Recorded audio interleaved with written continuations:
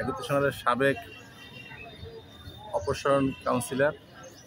এখানে আমাদের ওয়ার্ডটা একত্রিশ ওয়ার্ডের জনবহুল দেশ এবং 99% লোক এখানে অভ্যস্ত। এই ওয়ার্ডে আপনার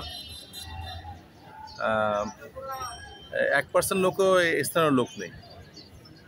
সবই মোড়লগঞ্জ, শরণখোলা, বরিশাল, বাগেরহাট, নলিয়ান, সতরখালী, আশাশনী, সাতক্ষীরা, কয়রা, পাইকগাছা এইসব এলাকার লোক এই অঞ্চলগুলোতে আসে। জমির দাম কম থাকে এবং বিভিন্ন প্রতিষ্ঠান, শ্রমিক এলাকা এখানে এসে ঘর বাঁধে করে এবং যেখানে দেখবেন খুলনা শহরের সমস্ত জনসংখ্যার হার কমছে, সেখানে 31 নং ওয়ার্ডের জনসংখ্যা বৃদ্ধি পাচ্ছে। কারণ যেহেতু আমি জানতে পারছি আমার বাবা এখানকার কাউন্সিলর ছিলেন এবং বাবা কাউন্সিলর থাকার পরে 20 বছর কাউন্সিলর ছিলেন, আমি এই 2 টার্ম কাউন্সিলর।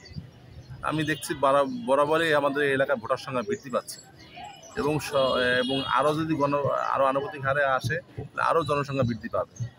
তাই ওয়ার্ডটা অনেক বড়।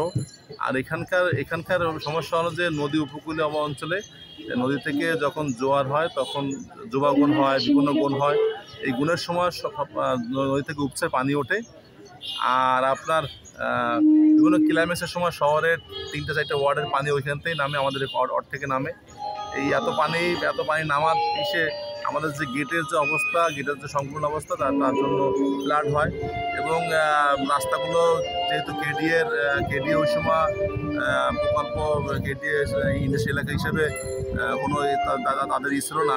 সে সময় মানুষ মানুষ বাড়িঘর করছে, রাস্তাঘাট করছে, রাস্তাঘাট অপ্রতুল, ন্যারো এবং সব লোকই 90% লোক, 80% লোক গরিব এবং 20% লোক 50% লোক মধ্যবিত্ত এবং